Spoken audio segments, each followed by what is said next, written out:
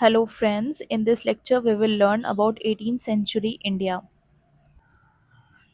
Hello friends, in this lecture we will learn about rise and decline of regional powers. ठीक है, regional powers का कैसे decline हुआ 18th century में. ठीक है, और उसके बारे में पढ़ेंगे मराठा, सिख एंड जाट एंड ट्रवनकोर वाला रीजन. ठीक है, नाउ इसमें समझते हैं कि हम लोग ने इसके प्रीवियस लेक्चर में ये समझा था कि टीपू सुल्तान जो थे, टीपू सुल्तान के रीन में क्या क्या हुआ था. उन्होंने न्यू कैलेंडर इंट्रोड्यूस किया, न्यू कॉइन्स इंट्रोड्यूस किया, और वो फ्रेंच रेवोल्यूशन को भी सपोर्ट करते थे. ठीक है, उनके टाइम पे एक और इम्पॉर्टेंट चीज़ थी जो उनके टाइम पे टीपू सुल्तान ने पोलीगर्स को बहुत ही कंट्रोल किया हुआ था. पोलीगर्स बेसिकली कौन थे? वो कोस्टल रीजन में एक ऐसे लोकल चीफ्स थे. ठीक है, जो कि इनको लैंड दिया गया था उनकी सर्विस के जगह. ठीक है, जैसे अगर मान लो कोई उन्होंने कोई मुगलों के राज में या मराठा के राज में उन्होंने कोई सर्विस प्रोवाइड की है, तो उनको उसके बदले में एक इनाम के तौर पर उनको लैंड दी गई थी. ठीक है, तो उनको ये कंट्रोल करते थे. टीपू सुल्तान जब तक जिंदा थे वो पोलीगर्स को स्ट्रिक्टली कंट्रोल करते थे, बट और इनको ये पोलीगर्स को ये अलाउ नहीं था कि वो अपनी पोजीशन को हेरिडिटरी करें. ठीक है, बट टीपू सुल्तान के बाद उन्होंने अपनी पोजीशन हेरिडिटरी कर दी. ठीक है, ये एक छोटे सा पॉइंट था. नाउ अब हम लोग समझते हैं त्रवनकोर वाले रीजन को, जो कि प्रेजेंट डे केरला वाला रीजन है. ठीक है, त्रवनकोर बेसिकली 3 स्टेट से मिलके बनता है, कैलिकट, कोचिन एंड त्रवनकोर. वहाँ पे एक जो इम्पोर्टेंट रूलर थे मार्तंड वर्मा. ठीक है, मार्तंड वर्मा रूल करते थे वहाँ पे. Just a minute. Martand Verma rule करते हैं. ठीक है, वो उन्होंने क्या करी थी, अपनी आर्मी को भी बहुत ही मॉडर्न किया था और अपनी स्ट्रॉन्ग आर्मी मेंटेन करी थी. इन्होंने रोड्स एंड कैनाल का भी डेवलपमेंट किया था फॉर कम्युनिकेशन के लिए, पर्पस के लिए. ठीक है, और इन्होंने ये क्या करते थे, फॉरेन ट्रेड को भी बहुत ज़्यादा इंकरेज करते थे. ठीक है, नाउ इनके बाद जो एक रूलर आते हैं राम वर्मा. ठीक है, राम वर्मा क्या थे, वो उन्होंने यहाँ तक कि ये भी किया था कि वो फ्लुएंट इन इंग्लिश, उन्होंने इंग्लिश भाषा सीखी ताकि वो यूरोपियन, क्योंकि उनको यूरोपियन अफेयर्स में बहुत ज़्यादा इंटरेस्ट था. ठीक है, ये बेसिकली बहुत ही ज़्यादा मॉडर्नाइज थे. ठीक है, जो त्रवनकोर वाला रीजन था ना, बेसिकली वो बहुत ही ज़्यादा मॉडर्नाइज था, जो कि प्रेजेंट डे केरला वाला रीजन है. ठीक है, और इनके साथ जो डच की युद्ध हुई थी ना, जिसको हम लोग बैटल ऑफ कोलाचल कहते हैं, बैटल ऑफ कोलाचल में भी इन्होंने डच को डिफीट कर दिया था. ट्रवनकोर के फोर्सेस ने डच को डिफीट कर दिया था. ठीक है, बैटल ऑफ कोलाचल ये बहुत इंपॉर्टेंट बैटल है, इसको ध्यान रखना. ठीक है, नाउ अब हम लोग मराठा के बारे में समझेंगे कि मराठा में क्या कैसे रूल होता था. मराठा बेसिकली एक कॉन्फेडरेसी था. ठीक है, ये कोई एक प्रॉपर एक स्टेट नहीं था, इसमें 4 परिवार राज करते थे. ठीक है, एक थे ग्वालियर, ग्वालियर में सिंधियास रूल कर रहे थे. एक थे बड़ोदरा, बड़ोदरा में गायकवाड्स, इंदौर में होलकर्स एंड नागपुर में भोसले. ठीक है, जो भोसले परिवार था ना, वो बहुत इंपॉर्टेंट है, इनके बारे में हम लोग समझेंगे. ठीक है, तो भोसले फैमिली एंड शाहू जी. ठीक है, इनको हम लोग के समझने की कोशिश करते हैं. एक मिनट, लेजर पॉइंटर नहीं, टेक्स्ट राइटिंग एलिमेंट. ठीक है, ठीक है, इसमें क्या था कि हम लोग ने अपने प्रीवियस लेक्चर में ये समझा था ना कि शांबाजी, जो कि छत्रपति शिवाजी के जो बेटे थे शांबाजी, ठीक है, उनको एग्जीक्यूट कर लिया गया था. ठीक है, उनको जेल भेज दिया गया था. लेकिन जब बहादुर शाह आते हैं, वो औरंगजेब के टाइम पे, उस टाइम छत्रपति शिवाजी उनके कंटेम्प्रेरी थे ना, मराठा रूलर, जो कि प्लंडरिंग एक्टिविटीज़ करते थे. ठीक है, और उनके बेटे जो थे शाहू जी को एग्जीक्यूट कर दिया गया था, उनको जेल भेज दिया गया था. ठीक है, बट जब मुगल रूलर उनके औरंगजेब के बाद बहादुर शाह फर्स्ट आते हैं, तो उन्होंने उनकी क्या पॉलिसी थी, कंसिलेशन कॉम्प्रोमाइज़ की जो पॉलिसी थी, उसके तहत उन्होंने क्या किया था, शाहू जी को जेल से रिहा कर दिया गया था. ठीक है, और मतलब वो मराठा के साथ बेसिकली वो अपने संबंध को थोड़ा सुधारना चाहते थे, तो उन्होंने शाहू जी को मतलब रिहा कर दिया गया था. ठीक है, अब जब शाहू जी अपने घर जाते हैं तो उनको ये पता चलता है, उनकी 2 फैमिली जो रहती है ना, ठीक है, एक तो होते हैं जो छत्रपति शिवाजी के कंटेम्प्रेरी होते हैं, एक होते हैं ताराबाई. ठीक है, जो कि उनकी एक उनके भाई की भाभी होती हैं. ठीक है, उनके जो कंटेम्परेरी जो भाई होते हैं उनकी भाभी होती हैं, ठीक है। वो अपने बेटे शिवाजी सेकंड को ये बनाना चाहती थी कि नेक्स्ट रूलर शिवाजी सेकंड हो, ठीक है। लेकिन छत्रपति शिवाजी को जो बेटे थे शाहू जी, अब वो जेल से तो रिहा हो गए, अब उनको भी पेशवाशिप चाहिए, उनको भी आगे की सब वो करना है, ठीक है। तो इनके बीच में क्या होता है कि जो बहादुर शाह, उन्होंने शाहू जी को रिलीज तो कर दिया था, बट वो सपोर्ट क्या किसको कर रहे थे, सपोर्ट ताराबाई को ही सपोर्ट कर रहे थे, ठीक है। वो शाहू जी को सपोर्ट नहीं कर रहे थे, ठीक है। और ये चीज होता है फिर battle of Khed. Battle of Khed basically एक गृह युद्ध था, एक सिविल वॉर थी, ठीक है, बिटवीन ताराबाई एंड शाहू जी, ठीक है। फॉर बिटवीन ये दो लोगों किनके बीच में लड़ा गया था, Shivaji first, Shivaji second and Shahu ji के उसमें, ठीक है। बट इनके पास सबका सपोर्ट था, इनके पास बहादुर शाह का भी सपोर्ट था, ठीक है। बट फिर भी कौन जीतता है, शाहू जी ही विन करके आते हैं, ठीक है। ये ध्यान रखना, ठीक है। शाहू जी क्यों विन करते हैं, क्योंकि उनका सपोर्ट था बालाजी विश्वनाथ का। बालाजी विश्वनाथ एक बहुत ही इम्पोर्टेंट पर्सनालिटी है, जो कि बहुत ही डिप्लोमेसी में ये बहुत ही ज़्यादा आगे थे, और इन्होंने इनकी एक ये स्टोरी है, ये स्किल्ड डिप्लोमेट थे। इन्होंने पेशवाशिप संभाली थी, पुणे की पेशवाशिप भी संभाली थी, और इन्होंने सपोर्ट किसका किसका लिया था, इंदौर, ग्वालियर एंड बड़ोदरा रूलर का भी सपोर्ट लिया था इन बैटल ऑफ खेड़ में, ठीक है। ये मराठा को बेसिकली इतना दिल्ली तक उनका ये था कि हम मराठा को दिल्ली की गद्दी पे राज करवाना चाहते हैं, ठीक है। इनका ये एम था, जो पेशवा थे बालाजी विश्वनाथ का। और यहाँ तक कि वो इतने इन्फ्लुएंस डिप्लोमेसी में इतने ज़्यादा तेज थे, तो उन्होंने जो जुल्फ़िकार खान थे ना, जो सेकंड जहांगीर शाह के टाइम पे जो जुल्फ़िकार खान थे, जो वजीर जो थे, उनको यहाँ तक ये मजबूर कर दिया था कि आप हमको चौथ और सरदेशमुखी ग्रांट कर दो, ठीक है। तो क्यों, बेसिकली वो स्किल्ड थे डिप्लोमेसी में, ठीक है। और उन्होंने सईद ब्रदर्स के साथ भी ये पैक्ट साइन किया कि आप फर्रुखसियार को डिथ्रोन करिए, ठीक है। अब बालाजी, ये तो हो गया बालाजी विश्वनाथ। अब आते हैं, हम लोग समझते हैं बालाजी बाजीराव, ठीक है, जो कि उनके बेटे थे, ठीक है। अब उनके बारे में हम लोग समझेंगे। बाजीराव फर्स्ट बेसिकली वो एक्सपर्ट थे गोरिल्ला वॉरफेयर में, ठीक है। वो ब्रिलियंट कमांडर थे और स्टेट्समैन थे, ठीक है, बहुत ही अच्छे कमांडर थे। और उन्होंने यहाँ तक कि मुगलों के साथ निज़ाम को भी ये उनको फोर्स कर दिया कि आप मुझे चौथ और सरदेश मुखी लेने के लिए इजाज़त कर दीजिए, ठीक है। और उन्होंने सालसेट और बसाइन को पोर्चुगीज से कैप्चर भी कर लिया था, ठीक है।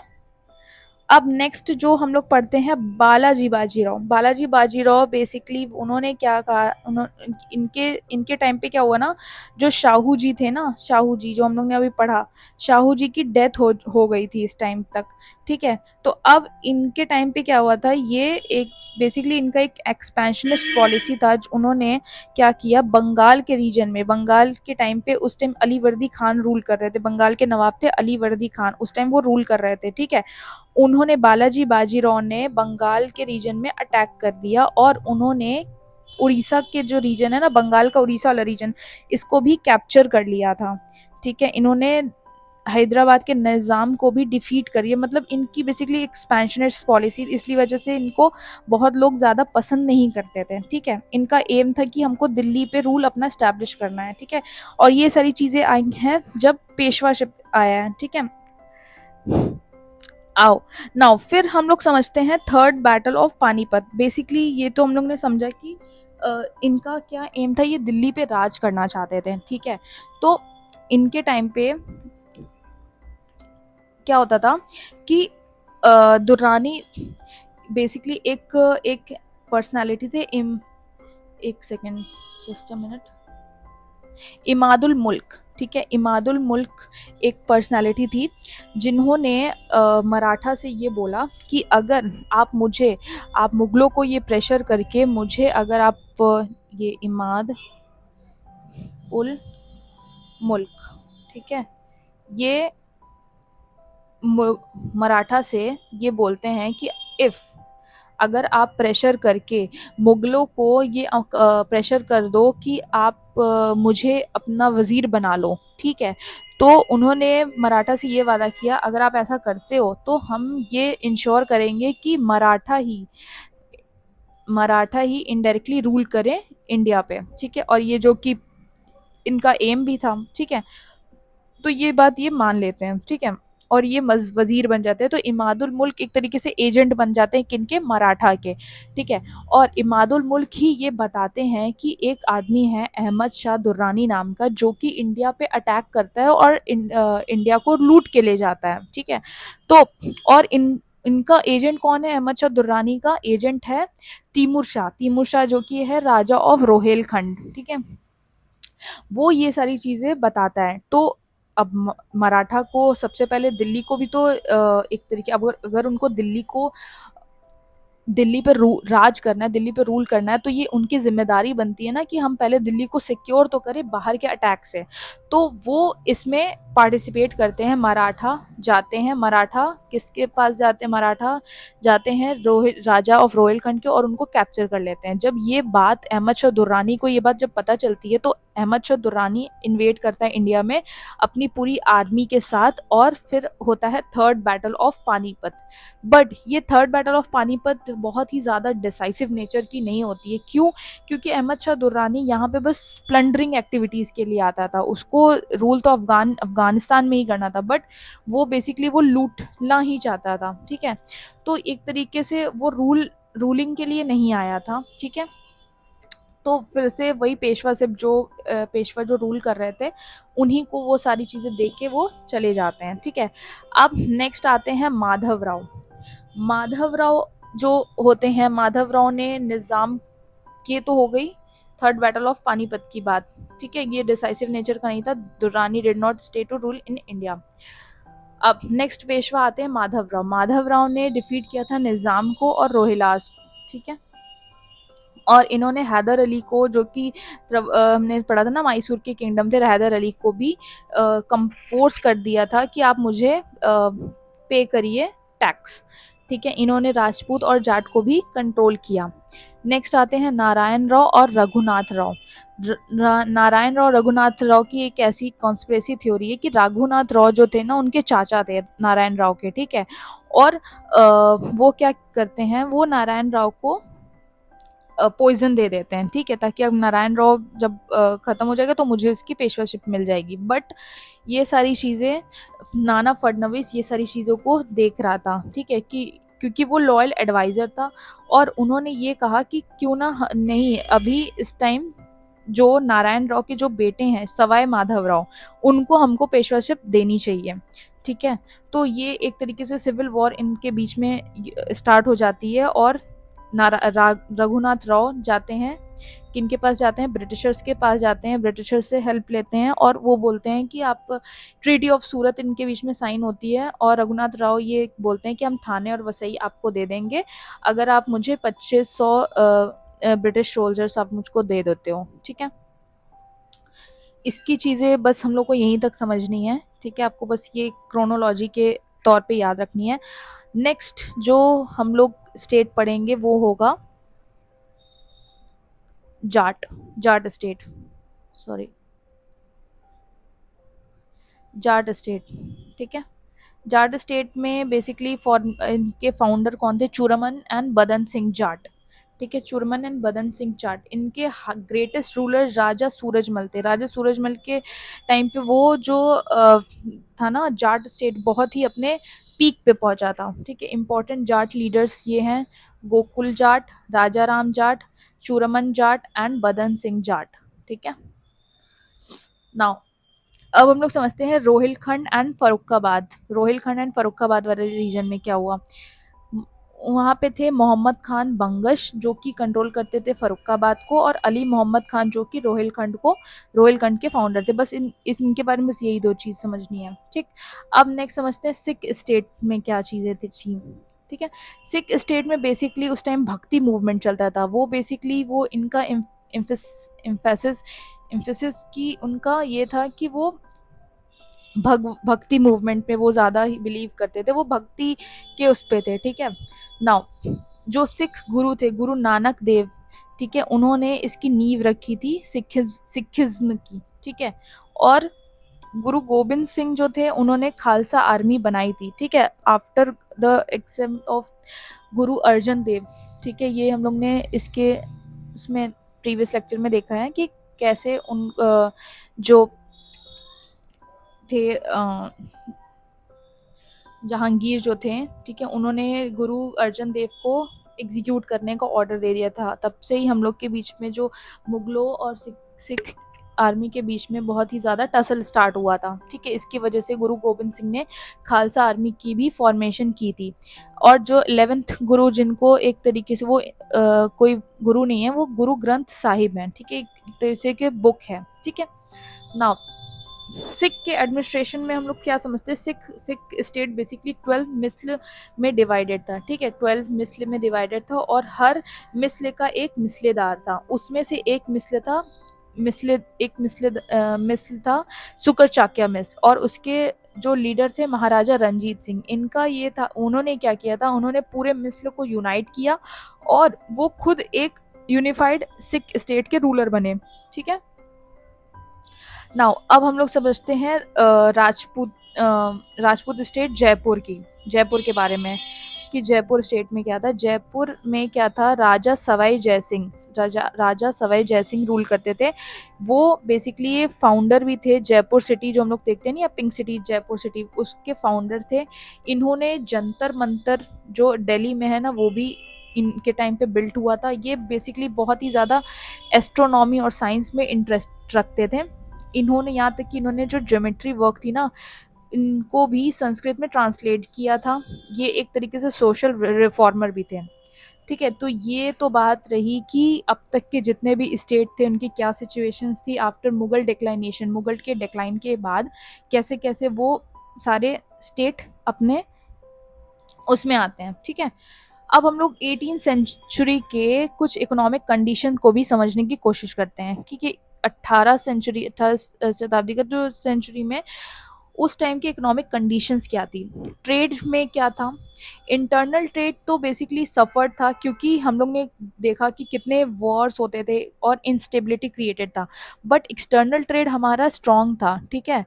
टेक्सटाइल सेंटर, कुछ ऐसे इंपॉर्टेंट टेक्सटाइल सेंटर थे जैसे बॉम्बे है, ढाका, मुर्शिदाबाद, पटना, चंदेरी, ठीक है। और ये तो टेक्सटाइल सेंटर थे, ये इंपॉर्टेंट टेक्सटाइल सेंटर थे। और ये फेमस टेक्सटाइल कौन कौन से थे उस टाइम, मलमल, जामदनी, ठीक है, मलमल, जामदनी, ठीक है। ये इंपॉर्टेंट टेक्सटाइल थे, ठीक है, उस टाइम के फेमस, जो कि बाहर के लोग उसको बाहर के देशों में उसकी डिमांड थी। अब हम लोग समझते हैं सोशल कंडीशन क्या थी उस टाइम। एग्रीकल्चर में क्या था, एग्रीकल्चर हमारा बेसिकली उस टाइम बैकवर्ड था और बहुत ही स्टैगनेंट था, ठीक है। टेक्निकली हम लोग का बैकवर्ड था। अभी भी हम लोग वही हसिया वगैरह जो भी पुराने जो टेक्निकल मेथड्स थे एग्रीकल्चर के, उसी के ऊपर डिपेंडेंट थे हम लोग। बेसिकली रेन के ऊपर ही डिपेंडेंट थे अपने एग्रीकल्चर के लिए, इरिगेशन फैसिलिटी के लिए, ठीक है। सोशली हमारी जो सोसाइटी थी उसमें कास्ट सिस्टम था, अनटचेबिलिटी थी, सिया और सुन्नी के बीच में कॉन्फ्लिक्ट था अगर मुस्लिम्स के उसमें देखा जाए। वुमेन का स्टेटस क्या था, बेसिकली पेट्रियार्कल सोसाइटी थी, ठीक है। पर्दा सिस्टम था, सती प्रथा था, चाइल्ड मैरिज था, उसमें कोई प्रॉपर्टी राइट्स नहीं थे, स्लेवरी था, दास प्रथा था, ठीक है। एजुकेशन के फील्ड में हम लोग बेसिकली लिटरेचर पे फोकस करते थे, लॉ पे फोकस करते थे, रिलीजियस फिलॉसफी पे फोकस करते थे। नेचुरल साइंस को हम लोग नेग्लेक्ट किया था उस टाइम, ठीक है। संस्कृत बेस्ड हायर एजुकेशन होता था। टीचर्स का बेसिकली हाई सोशल प्रेस्टीज था। लोकल गवर्नेंस में देखेंगे तो उस टाइम खाप पंचायत थे, जाति पंचायत थे। एक्सेप्शन थे कि Ahilyabai Holkars effective ruler women in Indore, ठीक है। मतलब ये एक एक्सेप्शन था कि अहिल्याबाई होलकर, क्योंकि वुमेन की कंडीशन उस टाइम बहुत ही ज़्यादा ख़राब थी, तो एक तरीके से ये एक्सेप्शन था कि वो रूल कर रही थी, ठीक है। ओवरऑल कंडीशन 18 सेंचुरी का देखा जाए तो पॉलिटिकल फ्रेगमेंटेशन था, वीक लॉ एंड ऑर्डर था, सोशल डिवीजन था, lack of scientific temperament and economic instability due to continuous warfare. So इस लेक्चर में हम लोग यहाँ तक की कहानी समझ चुके हैं कि कैसे इंटरनली हमारा जो इंडिया था वो टूट चुका था आफ्टर वीक रूलर्स, ठीक है। मुगल कि जो औरंगज़ेब के बाद जितने भी रूलर्स हैं वो वीक रूलर्स थे। इस वजह से जो इंडियन स्टेट थे वो अंदर से टूट चुके थे, ठीक है? वो चीज़ हम लोग ने समझ ली। अब इसके नेक्स्ट लेक्चर से हम लोग ये समझेंगे कि यूरोपियन को पेनिट्रेशन कैसे हुआ, यूरोपियन कैसे इंडिया में आते हैं, ठीक है? सबसे पहले पोर्चुगीज़ आते हैं, फिर डच आते हैं, उस तरीके से डेनिश आते हैं, उस तरीके से हम लोग सारी चीज़ें समझेंगे। So that's all for today and we will meet you in the next lecture. Thank you. Thank you guys. Please do like, share and subscribe for more such videos.